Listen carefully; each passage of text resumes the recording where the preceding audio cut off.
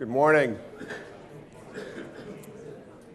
So my charge this morning is to talk about pasture. Pasture is not something that I do on a regular basis, but I have this crazy grad student who's quite brilliant, who happens to be from New Zealand, and as part of his funding from Dairy NZ, we had to figure out how to make pasture cows more efficient. Well, that takes a real mindset change, and we couldn't get the New Zealand folks to move the direction that we wanted to because we sounded too North American. But we did run a study, and that's what I'm going to share with you, but I'm going to weave a few other things in and out of the talk here just to add a few thought processes to it, and I also want to find out some information from you guys. So the study that we ran, so Ryan came to Cornell as a master's student to work on nitrogen efficiency. I know the folks down in New Zealand seem to be really concerned at some level with the amount of nitrogen they have to use on their pastures to promote all that growth, but then they seem to be wasting a lot of nitrogen, and they're trying to figure out what they're going to do about that. At one level, the green thing sounds really good on a worldwide basis to market milk, but at a local level, it's really starting to cause some problems. Which, you know, now they're having the whole debate about intensification and how far they're going to go with that. So we, you know, and Ryan and I spend a lot of time modeling, so you're going to get a little bit of modeling towards the end of this as we try to integrate what we saw and maybe how to make some different decisions. So the real objective here was to figure out how to make cows more nitrogen efficient, which we thought would be, you know, we want to make more milk protein given the pastures. So I don't think this is any surprise to anybody who does this. Cows in pasture-based systems are often limited their ability to consume energy required to meet the potential for milk production. What's the number one limitation in this regard?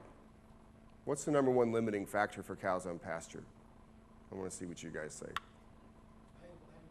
Available energy. What drives that? And what drives that?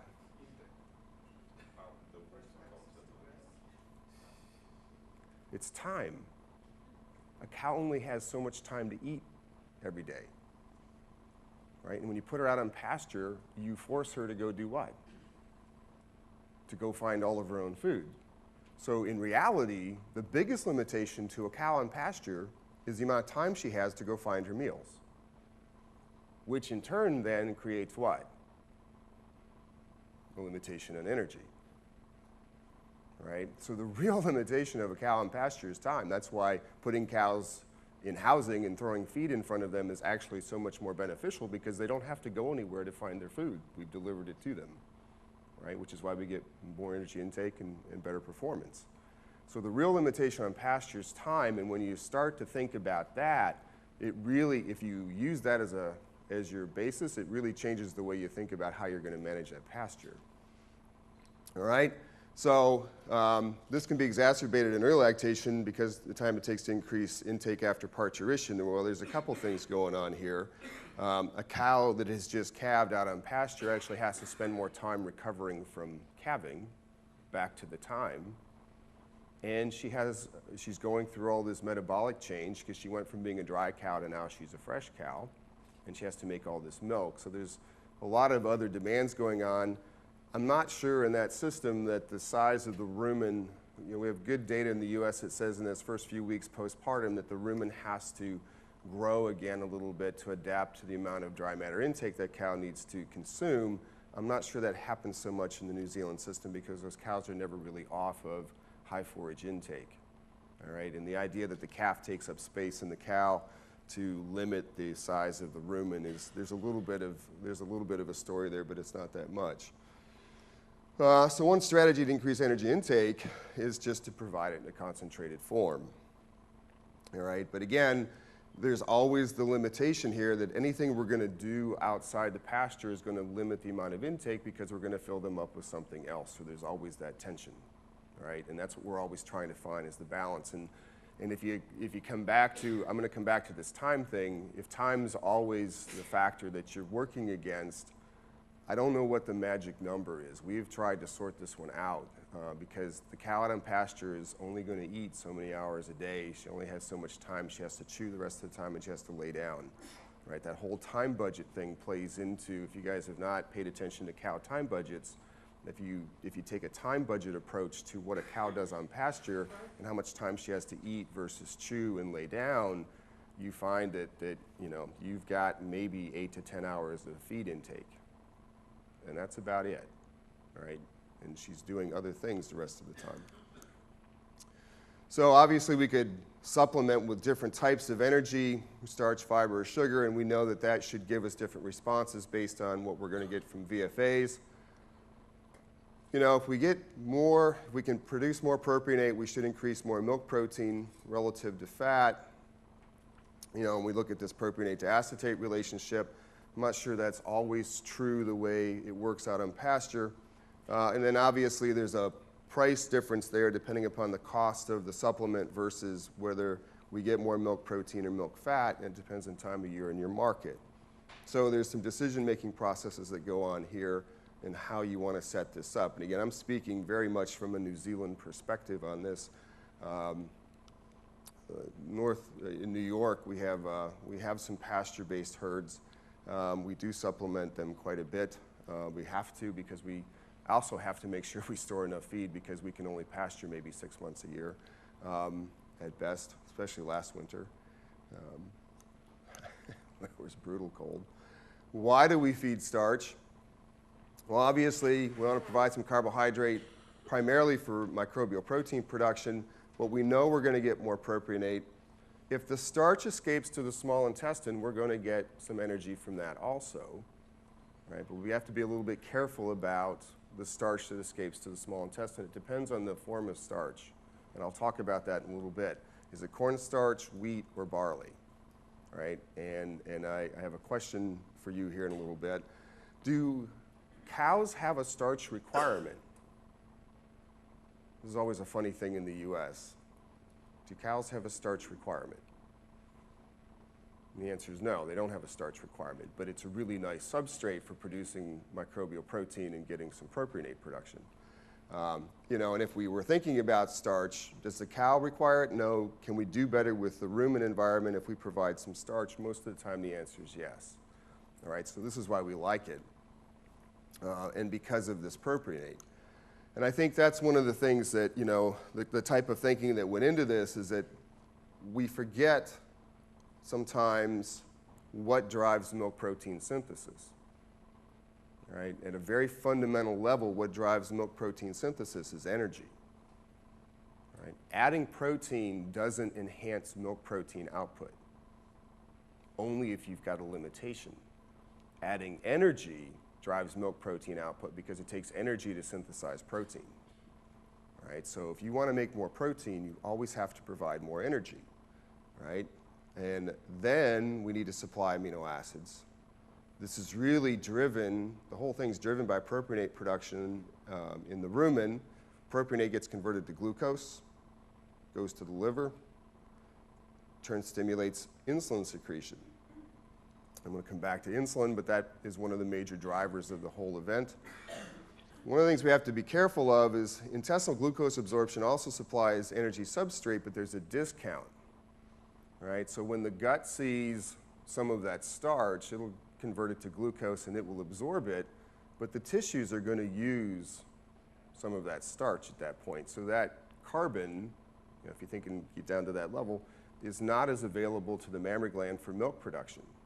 Right? Some of that carbon is going to be used by the gut, it's going to be used in the tissues, right? And the data that are out there, there's several data sets that say there's a, just rule of thumb, kind of an 18% discount on that energy compared to propionate production, right?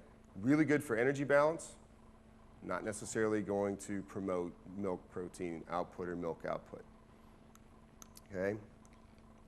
So insulin secretion then stimulates protein synthesis in the mammary gland, right? So insulin, we know the mammary gland in terms of glucose uptake is insensitive to insulin, but it's quite sensitive to protein, right? So as you get more propionate production in the rumen, you get more glucose production in the liver, which drives the insulin response, which then signals to the mammary gland, you got all this energy, so you can now do what?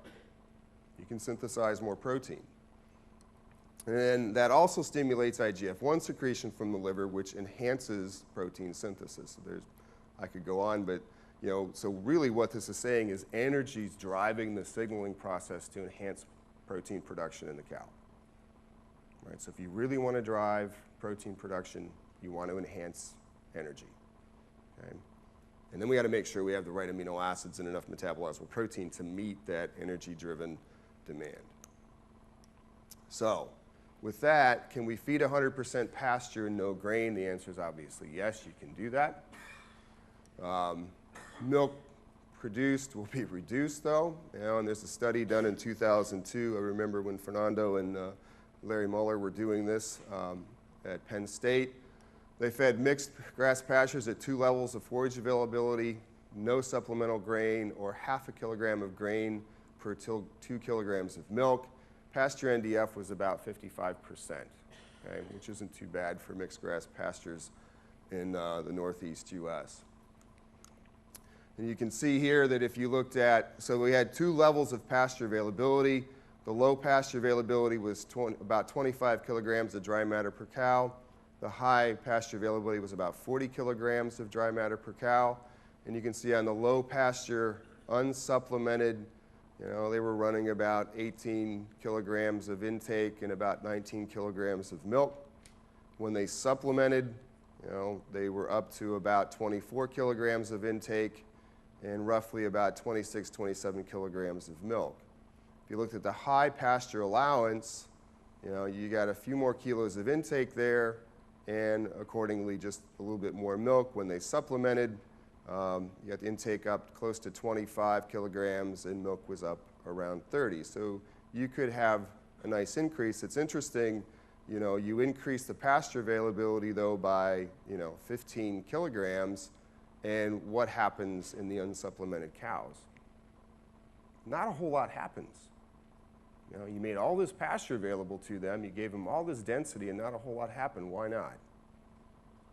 They only have so much time, right? It comes back to time, right? Versus you get them in an environment where you can supplement them, where they don't have that time pressure, and you're going to get a little bit more out of them. So again, when I think about pasture, I think about the time budget of the cow and what do I do to help her be more efficient in the time she has to consume feed every day, all right? And it's always that tension of I want to maximize my pasture. What you really want to do is you want to help her be efficient with her time, okay? That's a very different perspective. So a little bit on starch. When you guys buy starch, what's your criteria for buying starch? You guys buy corn. How do you buy corn?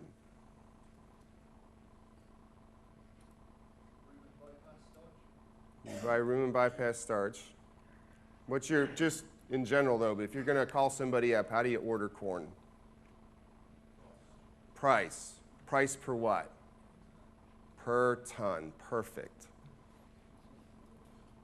Yeah, this is one of my pet peeves. Before I retire, I'm going to change that. Why do I say that? I've been around the world, and it's starting to drive me crazy when I go around the world trying to solve these problems. It's kind of like if you were in my talk yesterday and I showed you the bottle and the bucket and I said, how much energy is there? When you buy a ton of corn, what are you buying? Well, you think you're buying energy. You know you're buying energy. My question for you is, do you know how much energy per kilogram you're actually purchasing?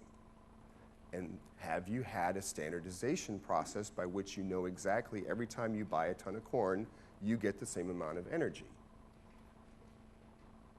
You guys all assume, we assume that corn is corn is corn. How many of you think that's really true? When you buy protein, you get a protein guarantee, right? It's going to be, so your soy is going to be 44% plus or minus 2 points, right? On corn, what do? You get a ton. How much energy is associated with that ton? And as somebody who is charged with trying to model this better and solve these problems, I can tell you that I've gone farm to farm, and I don't know, are you dealing, I have to do this in pounds at the moment, but are you dealing with 56 pound per bushel corn or 45 pound per bushel corn? Because I can tell you the energy value of those two corns are very different, even if you grind them to flour. And you could be solving very different problems not knowing that. So I'm going to spend a little bit of time talking about starch, because I think this is one of the confounding factors that we all face when we're feeding cows. And we don't recognize it because we buy it by the ton, right? With no guarantees on energy or nutrient value. So something to be aware of. I know this is a pasture talk, but it's even worse on pasture because you're not supplementing all that much starch. Right? So when you do want to supplement starch, you want to make sure that it's very good stuff.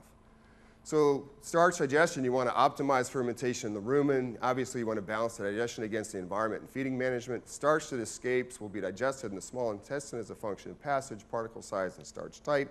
As I just said, that there's when you get to the small intestine, though, the gut and adipose tissues are going to use some of that. We have roughly an 18% discount on that due to that repartitioning. You know, and then starch escaping the small intestine can be fermented in the hindgut, but there's not a whole lot going on as far as we can tell. There's a little bit, but not much. When we talk to people about starch, our objective is to get 90+% of the starch in the rumen and small intestine digested, at least 80% in the rumen, which sounds really high by most people's standards. Most of us don't really know how much that is, because we don't have good systems yet of actually predicting that. That's one of the things that we're working on. We are at the point where we're dividing starch into two pools. We can characterize starch that moves very fast. This is the starch that's the corn starch that's, you know, we could talk about wheat and barley also, that's not encapsulated by zein protein or prolamins. We don't have that problem in wheat or barley. They tend to move pretty quickly. You guys know that better than we do in the US. So fast starch, starch that disappears within 2 hours by enzymatic assay or 6 hours in the rumen.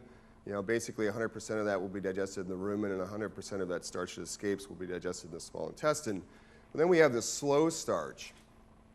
And that's the starch that doesn't digest in the rumen by 12 hours and has a lower intestinal digestibility. And this can be due to particle size or density, starch type, floury or vitreousness or flinty. How hard is the starch? Really hard starch is really hard to digest in a cow, even if you grind it to a powder. Zein protein content and protection of the starch. The zein protein encapsulates that and protects it. That's part of Mother Nature's way of keeping that, that carbohydrate available when we're trying to get the seed to germinate. You know, and we can change some of that by processing, and we all know that, which is why some of us like to do things like steam flaking. If we just look at gas production from barley, corn, sorghum, and wheat, we can see here, and I'm not a big fan of gas production sometimes, but these are useful for helping describe the curves. We can see here that wheat obviously has the fastest rate of digestion. Barley's right behind it. Here's corn, and then there's sorghum. Sorghum's really slow starch. And we did a lot of work 12, 13 years ago trying to understand some of this. If you grind it to a flour, you can basically remove the inherent capacity of that starch to digest because you've created so much surface area that it all kind of looks the same. But if you want to analyze it in a way that we feed it to cows, we're doing 4 and 6 millimeter grinds, and that helps us sort that out a little bit more as we develop our models. But you can see that there are differences in the rate of digestion of various types of starch.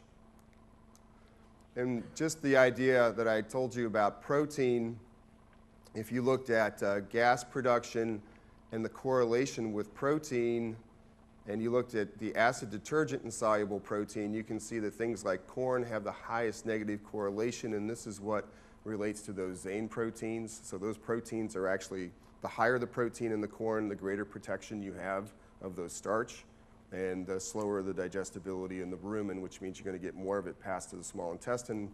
which means you're just not going to get quite the energy out of it. You won't get the propionate boost that you're looking for in terms of milk protein and efficiency. Okay. We're pretty convinced now that a lot of this has to do with prolamins. You know, and the starch granules are encased by these hydrophobic proteins. They're very insoluble in the rumen environment, and there's a direct correlation between the zein or prolamin content and starch ruminal availability. And this data from Randy Shaver at Wisconsin kind of shows that it's hard to find good samples to do this. So this is a really useful graph because we don't really characterize it this way, but this is vitreousness and starch digestibility. And you can see the availability of starch is quite high here, and the vitreousness is quite low. And as we make it more vitreous and we make it more dense and crystalline, we get quite a bit of indigestibility here in that starch. So we know this exists out there, but when you guys buy starch, what are you buying?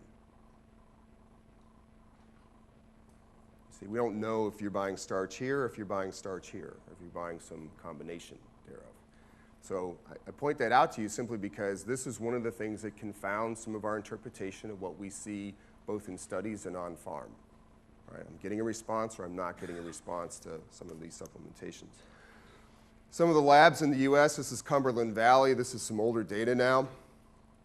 This is corn grain starch digestibility, 7-hour, and you can see the range in this data set at the time was 55 to 85. The average was about 70 with a standard deviation of about 5. And again, much larger data set now, pretty normally distributed as you can see. You know, not too bad. We're doing better on getting better estimations of this. Is it changing the way we buy some starch? A little bit. Is it changing the way we react to the starch digestibility? The answer is yes.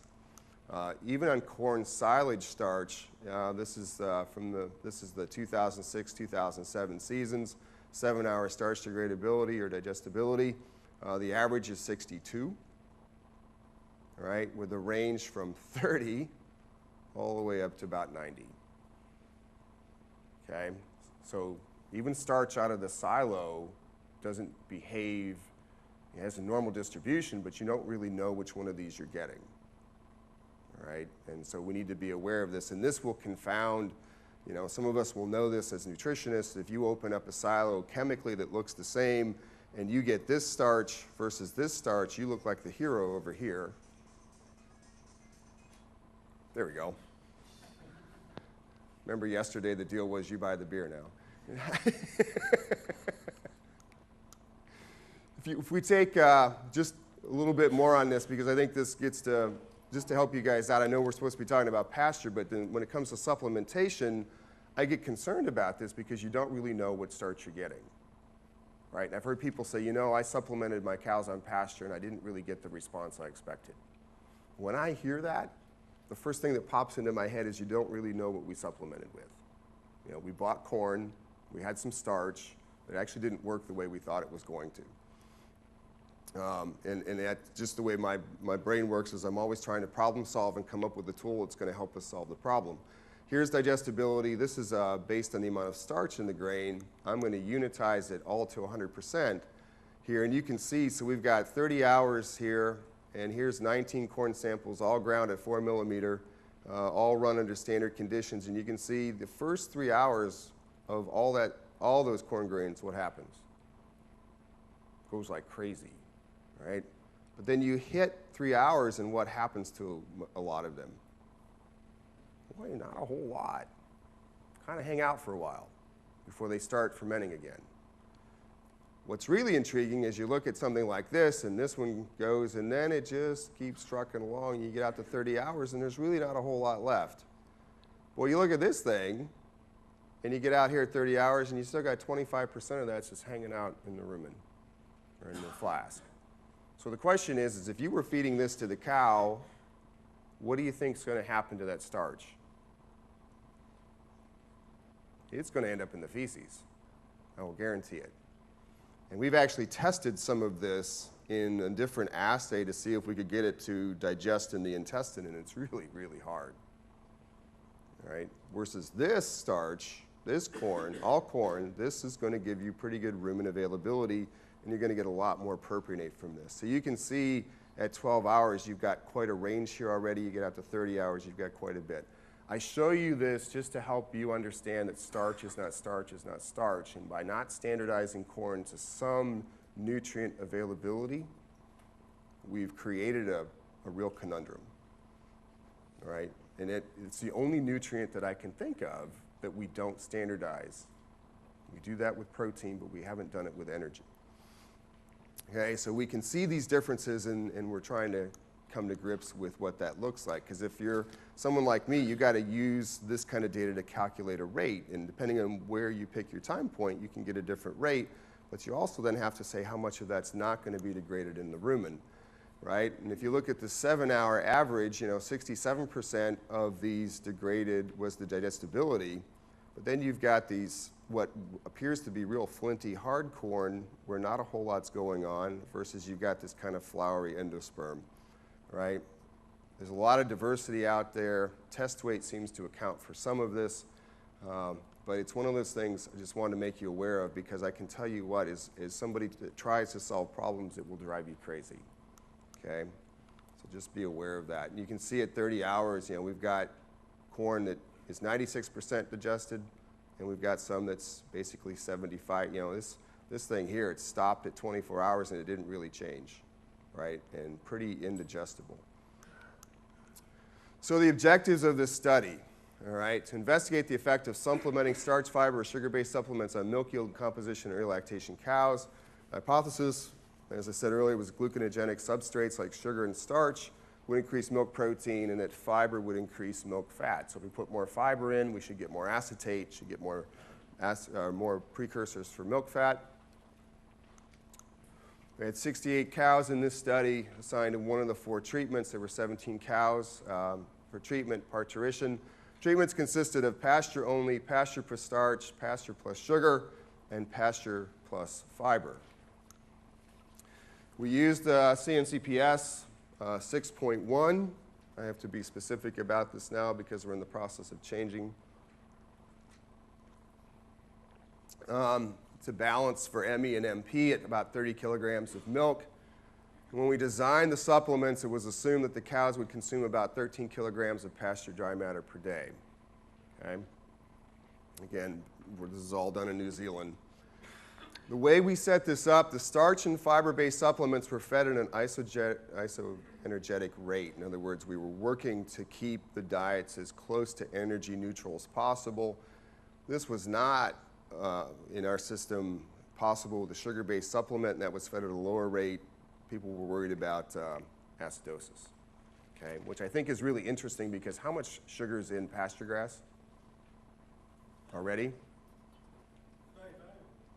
It's very high, 18. Well, it could be variable, but in that system, the way those guys pasture, 18, 19% sugar.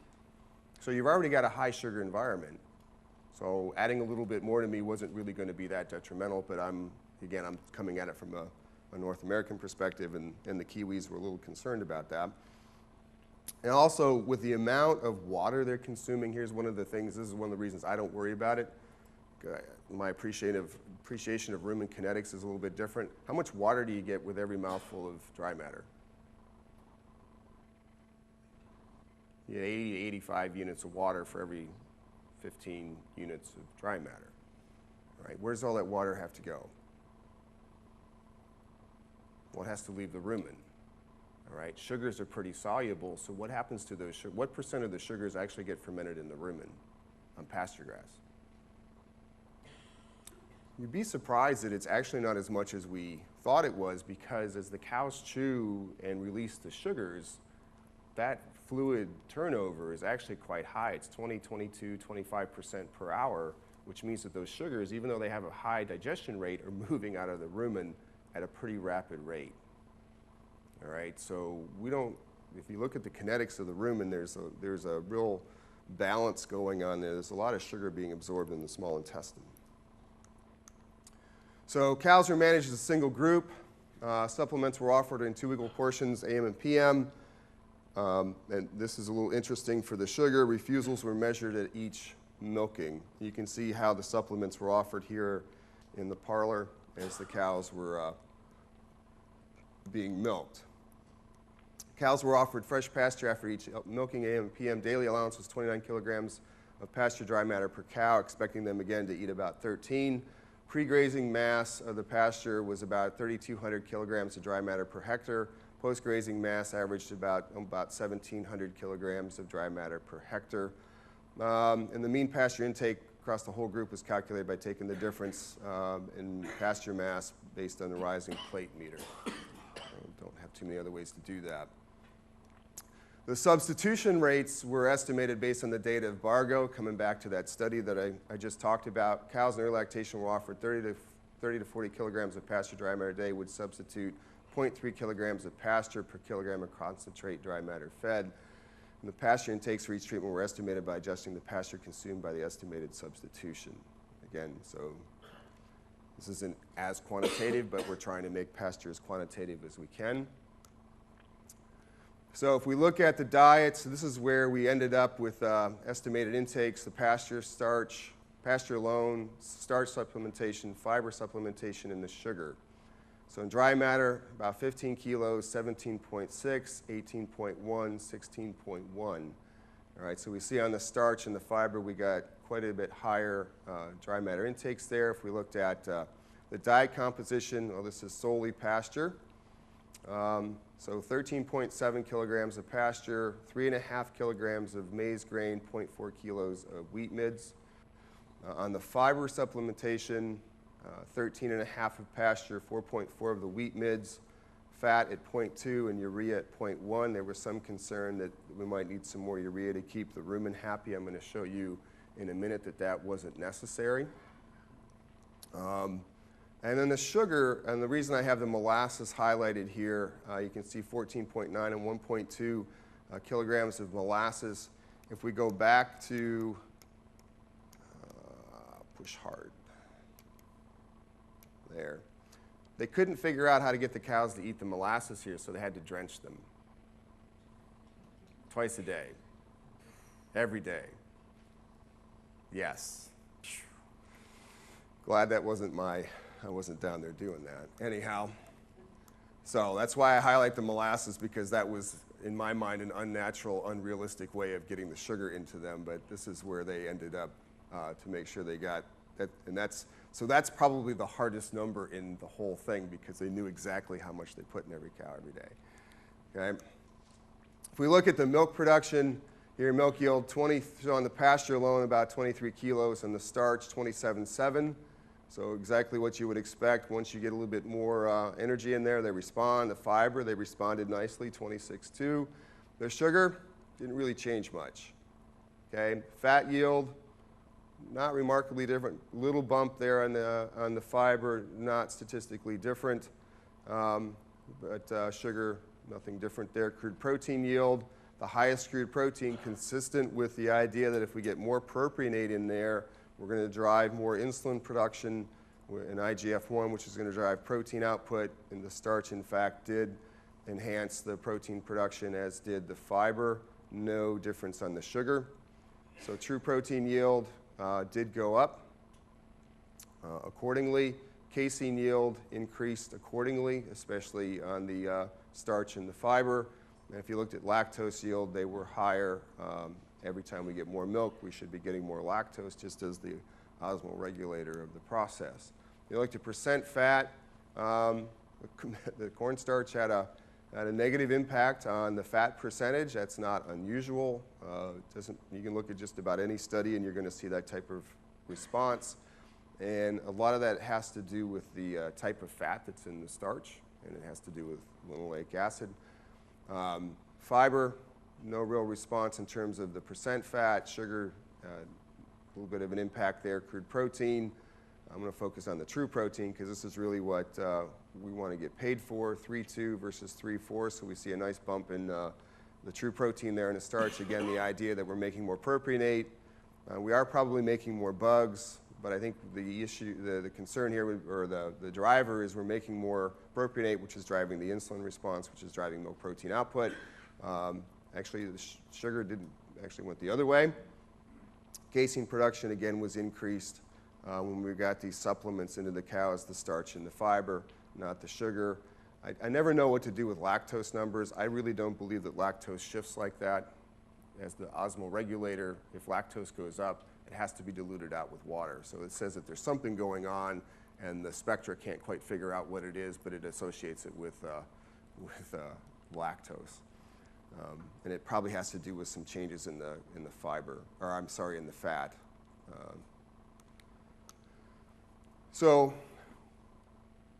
you know, it did what we thought. If you give them some more energy, they're going to respond accordingly. So the question is what happened in the rumen, and can we use what we can now model to predict a different response? So this is the predicted rumen ammonia concentration. So we've built an updated model that gives us all these rumen dynamics, and we've just validated it on some cows, so we're pretty comfortable with the outcome. Here's the rumen ammonia concentration. So this black line here, the top line is the pasture only. The next line is the pasture and sugar. The green line is the pasture and fiber, and this is the pasture and starch. All right, so you can see the pasture alone, we've got rumen ammonia concentrations bumping, 35 milligrams per deciliter. We don't get concerned until you get to 5. Okay, when you get to 5, now I'm worried about a deficiency.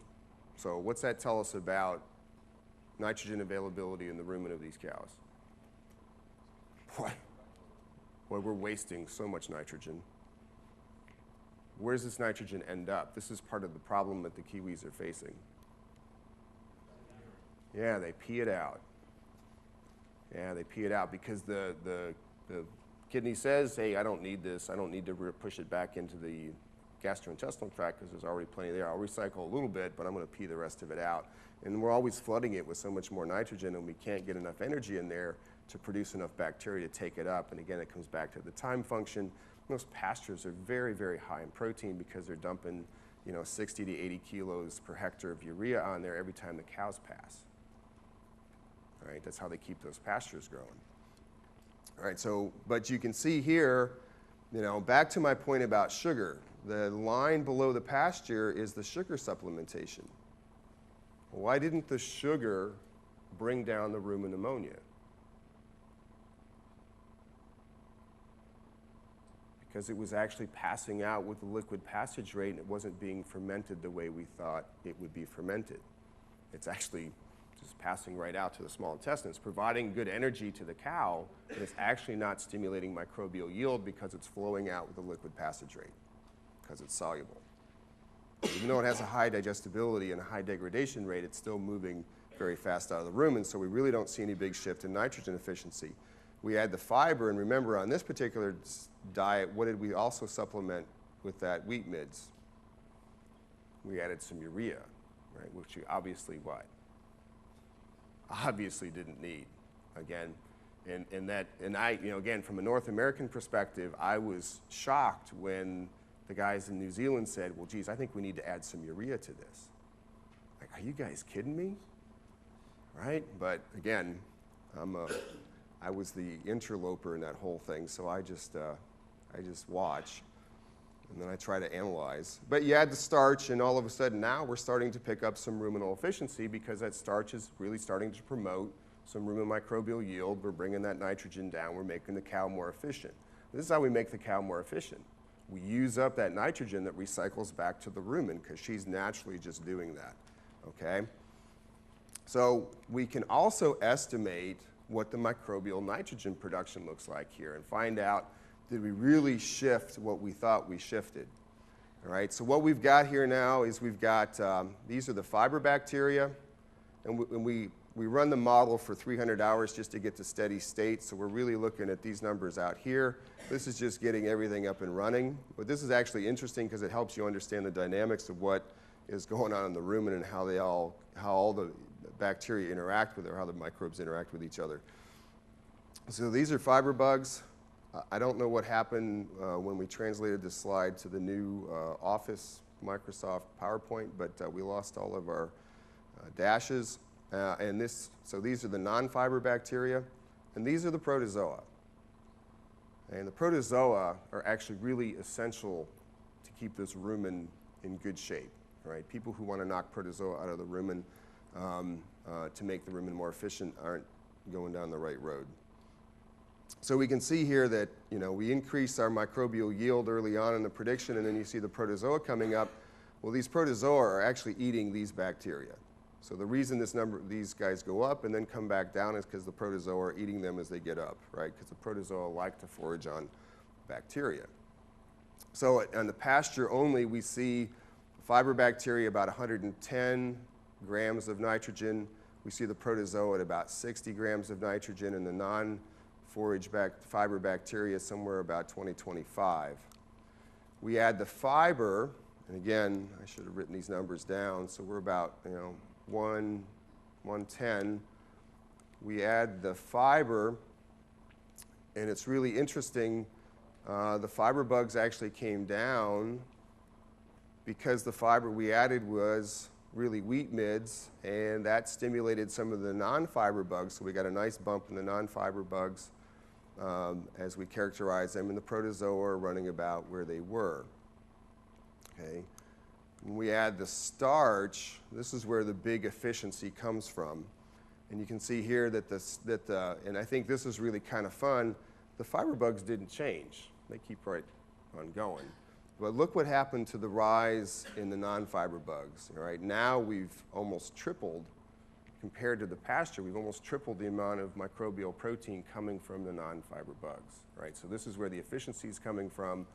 This is where the nitrogen's going. So that nitrogen that was in the rumen went down, rumen ammonia, because it's being taken up by these bacteria to support this bacterial growth. Protozoa are still kind of trucking along, but the protozoa now are having a little bit more competition for those nutrients because we have a lot more of these guys.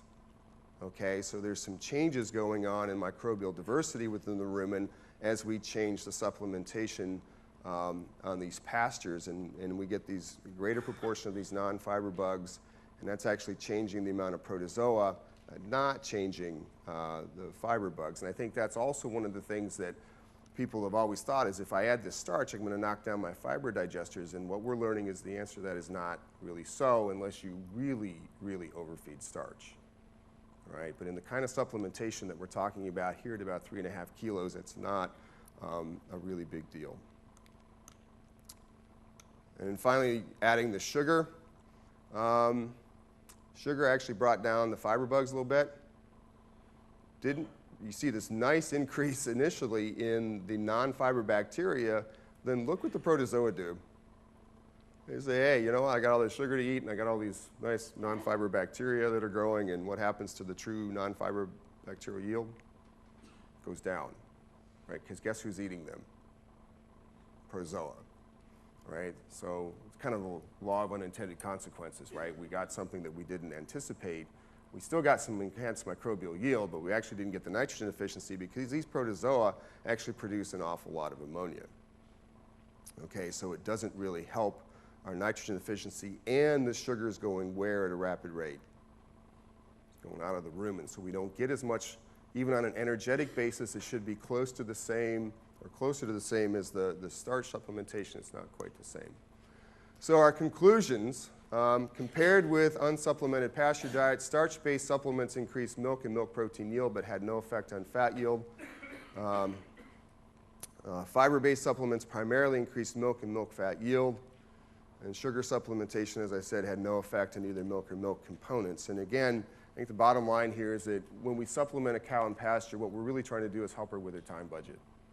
She only has so much time to eat a day. We have so much pasture availability. And you're just trying to find the happy balance between the time that she has to eat and chew and sleep and lay down and her energy availability. And I think if we start to think about it that way, we might make some different decisions about how we supplement cows. Okay, and with that, I think I'm done. Yeah, any questions? Okay, any questions? There's one over here, and there's two down the front. Hugh, if you just put your hand up, please, again. Okay, far away. Can we have a name and then a question, please?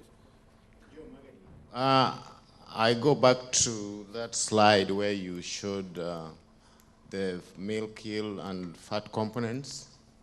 it would appear that I'm trying. adding sugar increased milk fat levels, which I find very interesting. Milk fat No, levels. go, I think, yeah, 4.57. Yeah. I don't think it.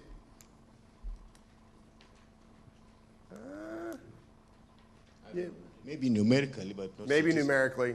Yeah, I don't. So here's how I think about adding sugar and milk fat. You make a younger population of bacteria, which makes you a little more efficient at degrading fiber.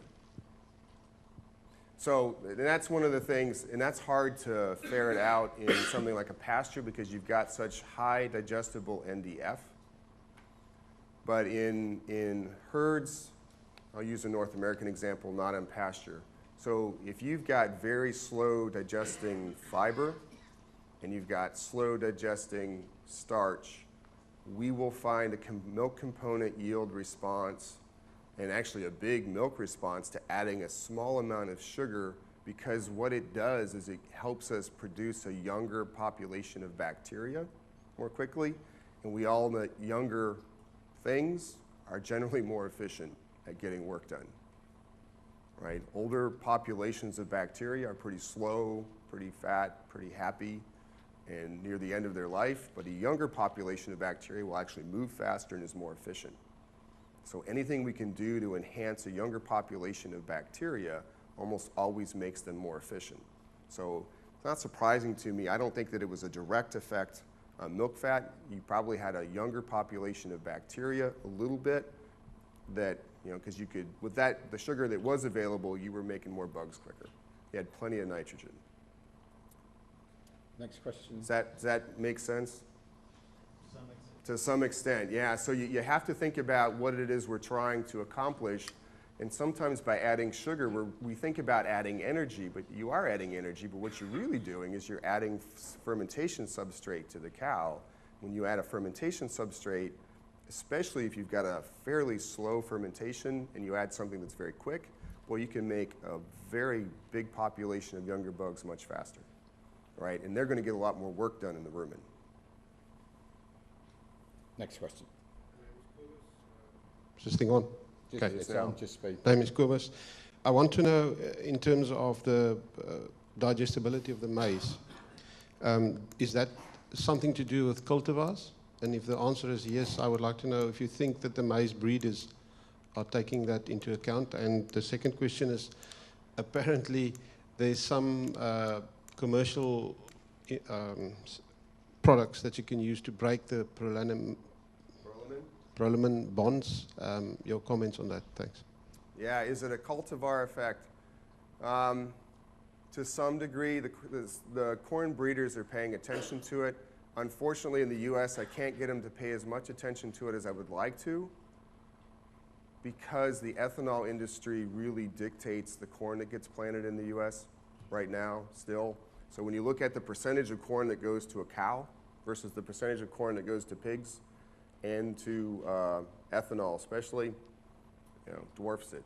So getting their attention, I'm getting better traction on helping them change fiber digestibility than I am on starch. And part of that is that they still don't quite understand what's dictating some of those differences in prolamin content.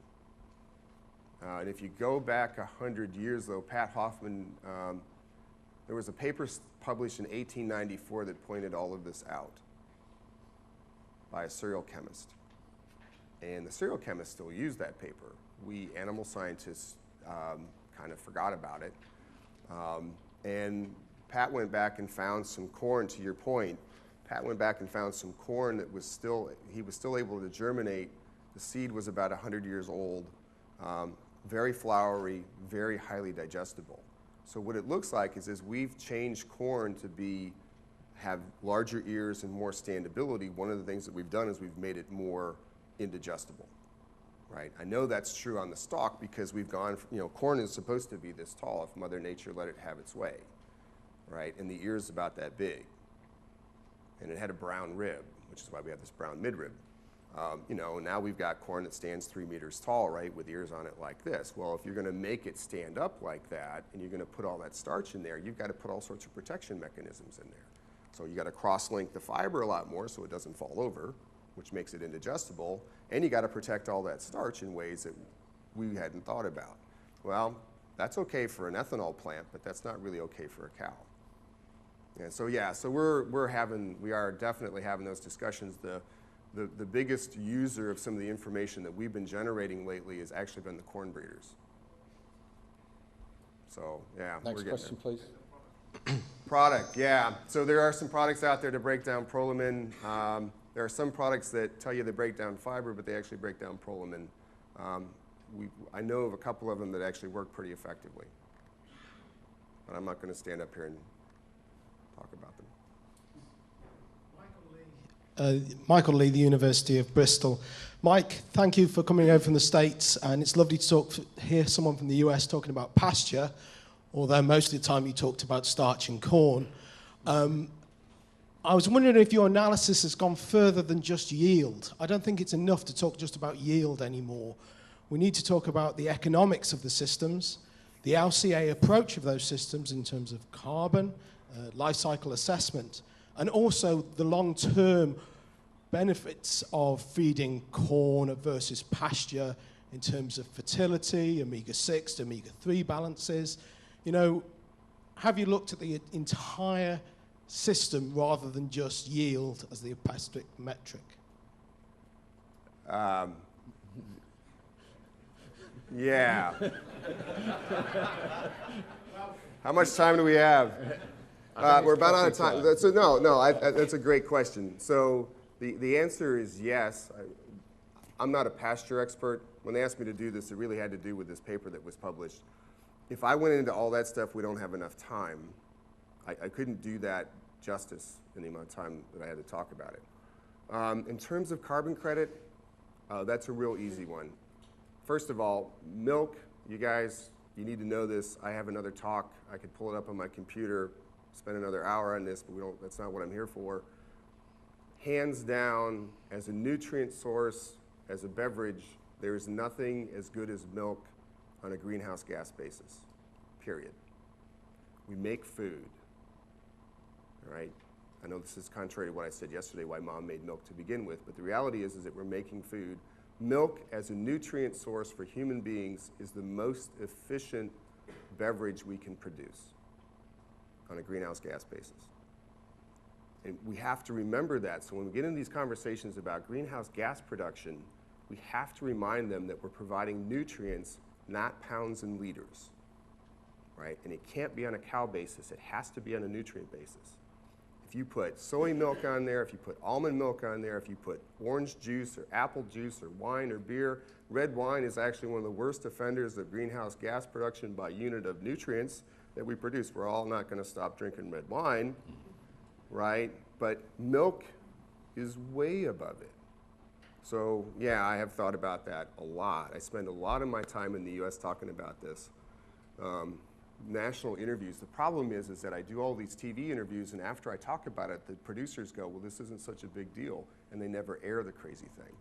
I've been interviewed by CBS. I can talk about that for hours. It's really frustrating because once you explain it to them, they're like, this isn't really all that exciting. No, cows are really damn efficient. We don't use the right metrics.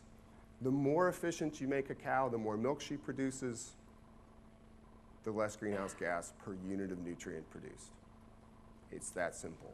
So from a pasture-based system, that's what's driving the Kiwis nuts here. I talked about starch simply because I've seen these guys supplement lots and lots of this stuff and not get the response they expect because starch is not starch, and that really confounds the whole thing. But if you want to talk about a sustainable system, if you want me to go out on a limb, and you know I'm good at this, I'm going to leave here soon, so you guys can talk about me after I'm gone. The pasture-based systems are not sustainable. If you want to know my honest truth, they're not sustainable because the amount of milk produced per unit of input doesn't make you more efficient. We can never optimize a pasture. Okay, you want to know? A pasture-based cow is always an underfed cow. Because I started my talk this way, guys, because of time.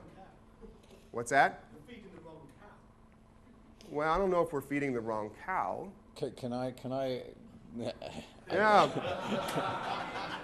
Can you continue this over coffee? Because otherwise, Oh, I got to do beer with this one. Here for a long while. I think we'll draw the questions to a close there. There was one over on the side here. There's plenty of questions. Oh, right. Okay, one from Heffin. Last one from Heffin. Thank you. Very good presentation. In a UK situation, we find that caustic-treated wheat grain can give very good milk protein responses without such a negative fat response as cornstarch, possibly due to the oil. So in our situation, I think caustic-treated wheat grain can tick quite a few boxes as a supplement. I would agree with that. That's a really hard thing to get established in the U.S. We just don't have enough wheat to do that. Okay, I think this conversation can carry on, but I'm conscious that I'm supposed to be chairing and keeping to time, and I'm already 5 minutes over.